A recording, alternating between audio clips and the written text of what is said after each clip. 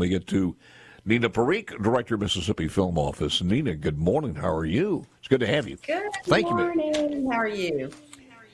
I am good in the holiday mode. It is the 14th of December. Do things slow up this time of the year, or give me an idea of what's going on as far as the film office is concerned? Well, I'll say typically they do one of two things. They either get super busy or they slow down to a halt because of the holidays. So it's one or the other. And this year, everything is slowed to a halt because of the strikes earlier this year. So there were all these projects that were on hold that thought, okay, as soon as we get these contracts in place, we'll get going. Well, that last contract, that SAG last contract, didn't come up until last week or the week before. So it was kind of slow, to get everybody on board to come and shoot their movie because they have to do pre-production. So I think a lot of movies the ones that were on hold thought that they would maybe go into pre-production between Thanksgiving and Christmas. But that hasn't happened because of the slow contract negotiations. So I think we'll see that the first quarter of 2024 is going to be incredibly busy catching up with these movies that couldn't go in the last 6 months. But we have a lot of them. I'll say that. Yeah. Is that resolved now completely? It's resolved. Yes, it's resolved. Everything. Okay. Yeah, everything's resolved. And right now we have 15 projects on hold. Wow. So, yeah. That is incredible. Across the entire state? Across the entire state. Can you fill us in on any of those? Well, I can tell you what I can tell you is that we can expect to see work on the Gulf Coast. We can see work in Natchez, probably in central Mississippi. I believe we might have one in the Delta as well. So it is scattered around the state, and it's everything from dramas to more, in that creepy realm of thriller, and even maybe a little martial arts. So it's kind of exciting. Really?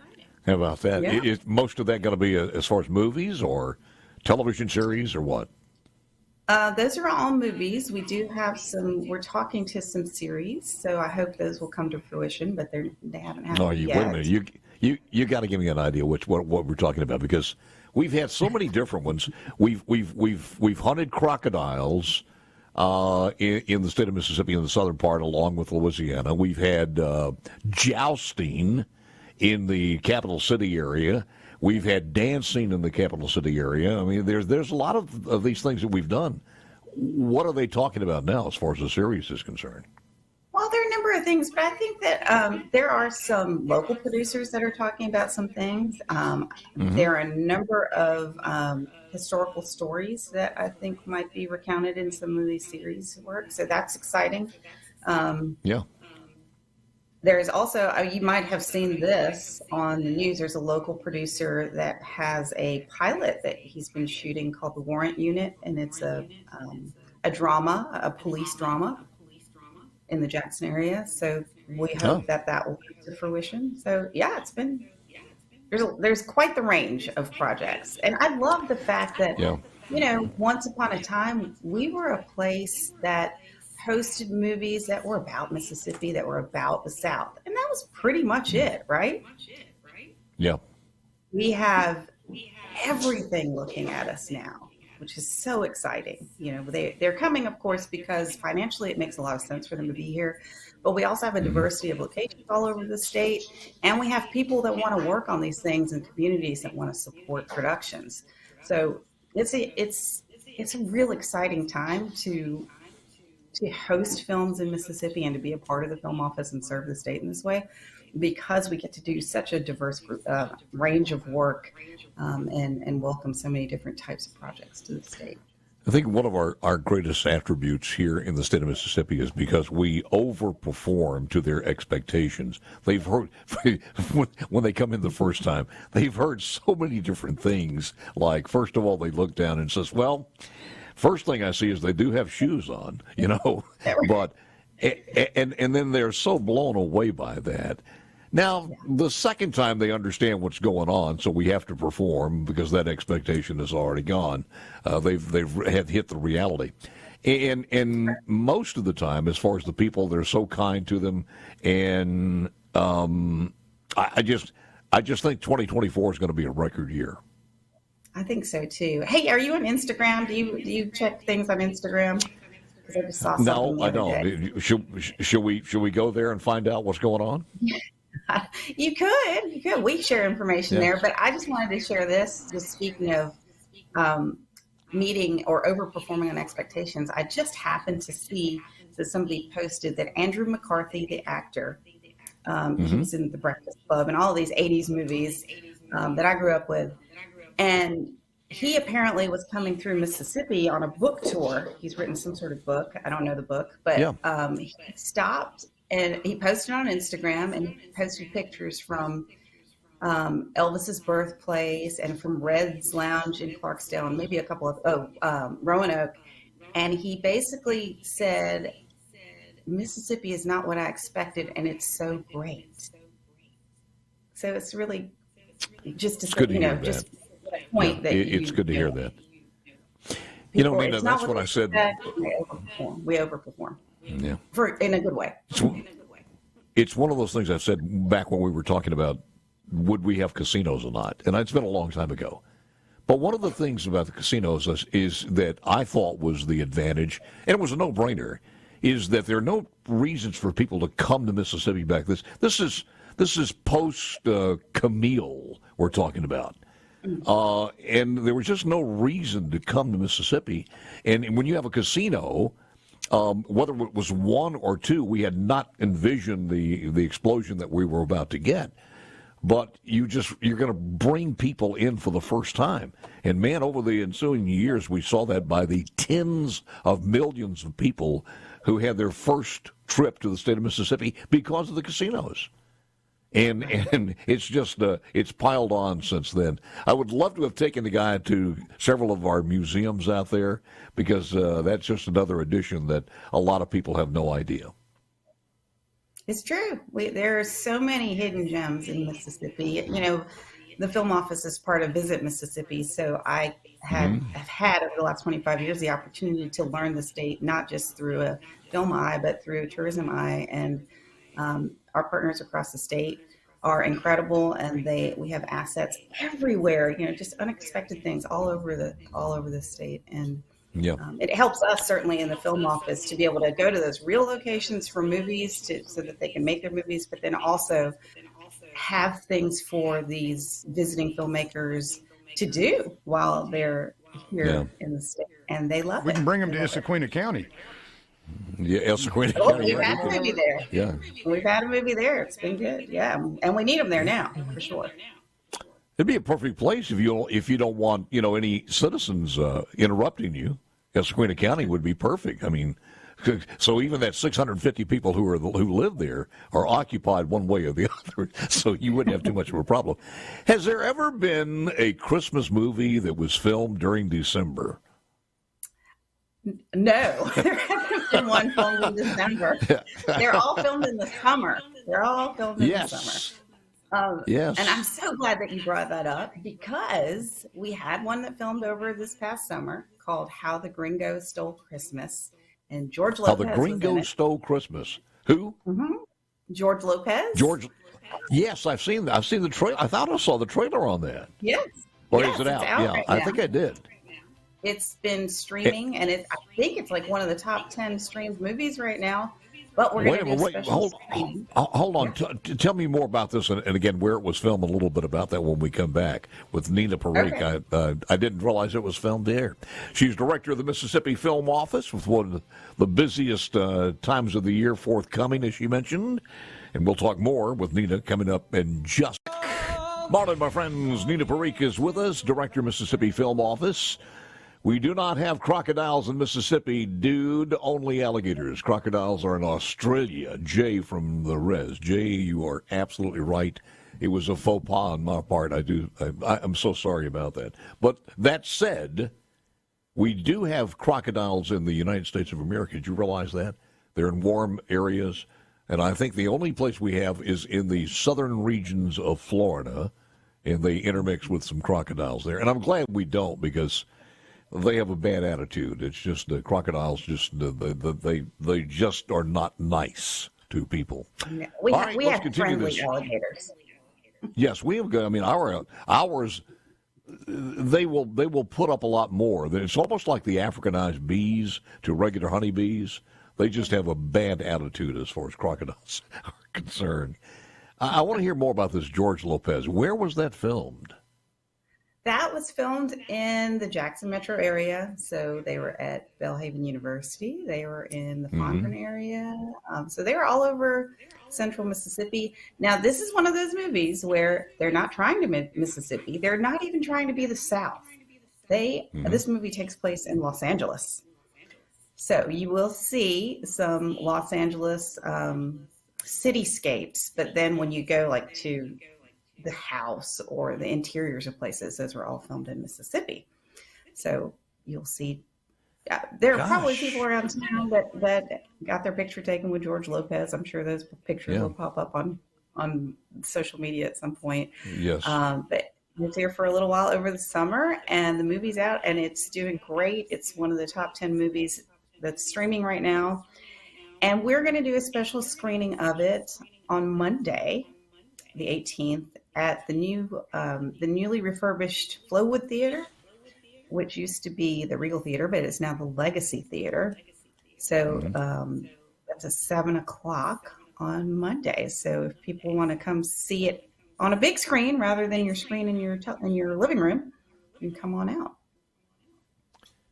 I see what you're talking about. It's the next revolution, because that speaks volume. They're not here for the landscape. They're not here for the anything else.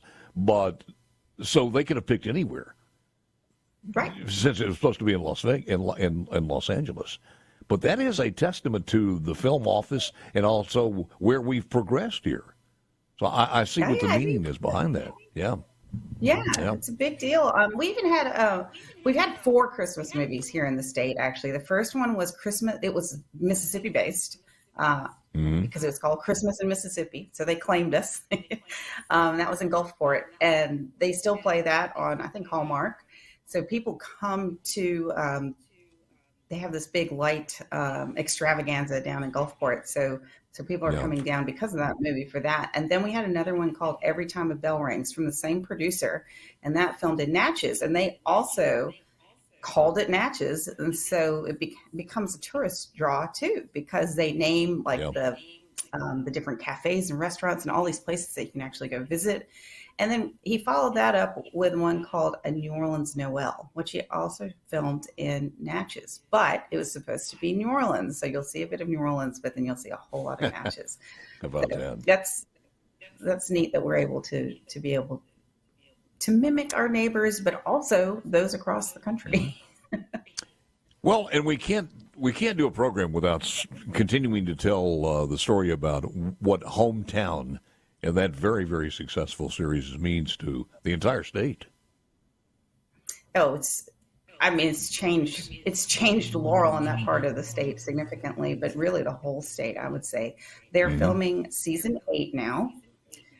Crazy. That's just so incredible. And Ben and Aaron Napier continue to build their businesses. You know, they have now a scent library down there where there are different fragrances and candles and room sprays and that sort of thing. And Erin has a new book called Heirloom Rooms. And then she's designing wallpaper now. And then, of course, Ben has his furniture line and his, you can buy great Christmas gifts. You can buy the cutting boards made right there in Laurel, Mississippi, I believe.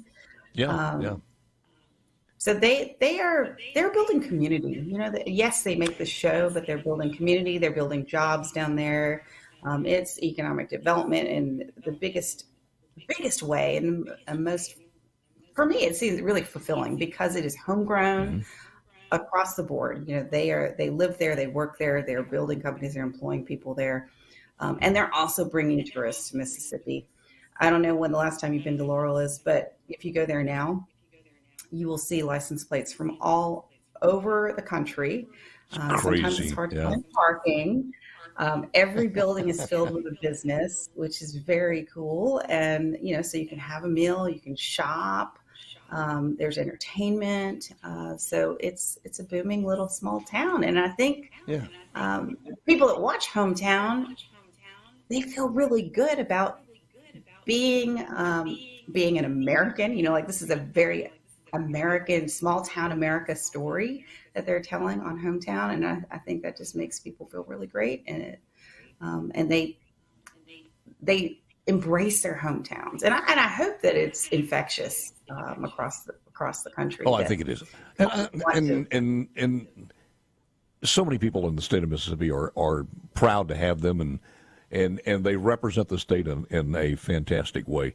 The other part of this, we knew that was going to happen. Well, we didn't know it was going to happen until, it's season 2, then 3, then 4, and we understood the reality of this. But the same thing happened as far as tourism down in Waco to the Magnolia operation there.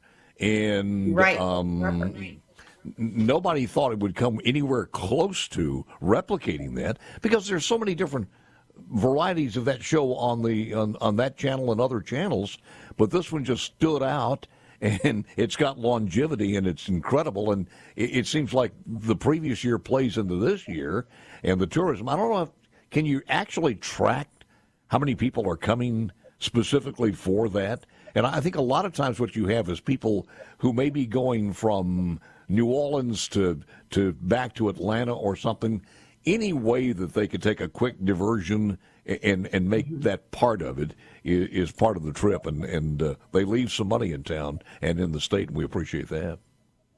Absolutely. Yeah, I mean, Laurel, the leadership in Laurel, they've done a great job of building along with the show, and then making sure that those people that are driving from New Orleans to Atlanta, that when they drive through, they know there are signs that say, hey, come to Laurel for Hometown, and see what we're all about. And also, I remember seeing that house. I remember the project. I remember when they did this house, and that house, and this house. So there's some familiarity with the people who are coming through, certainly the ones who are fans. Final thoughts here about something else or anything else that we need to know from the film office for the holiday season? Well, we've been celebrating our 50th anniversary this year, so we're wrapping that up, and we have had quite the celebrations across the state. Like in this last quarter of the year, we were north to south. We are in DeSoto County and South Haven for the DeSoto Film Festival. We're at the Tennessee Williams Festival showing Baby Doll based on his work. We were in Vicksburg showing The Crisis, which is the first, the oldest surviving film that we have access to, made in 1916 in Vicksburg. We were in Hattiesburg celebrating a local filmmaker, Miles Doliak, with his film, which he filmed this past year, called Open. It's like an 80s musical thriller. Really fun, outside of the box kind of movie for us. Last month, Rumble Through the Dark, based on Michael Ferris Smith's book, The Fighter, came out, and so it's been streaming for the last month.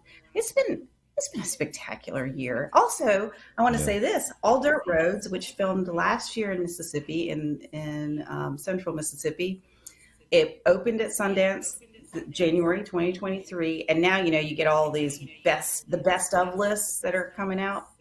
And All Dirt Roads, Taste of Salt, a quiet little film, is making all of the lists. IndieWire, Variety. It's so exciting, and there are a number of locals that worked on the movie, and we're just so thrilled to celebrate them and wrap up our year like that. So it's been a good Nina, year. What do you need from 50 more years? I hate to talk politics here, but what do you need from the 2024 legislative session? Anything? Well, I'll just say that, we've actually allocated all of our money at this point, and we're only halfway through our fiscal year. And we have half a dozen of projects that are on our waiting list in case one of those projects doesn't go, and we can release some money. So, we're popular right now. People are paying attention to us.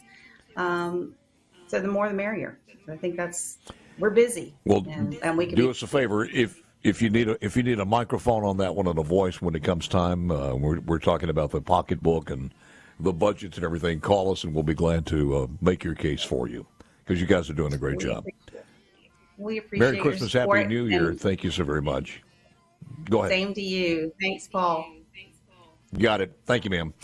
That is Nina Parikh, Director, Mississippi Film Office.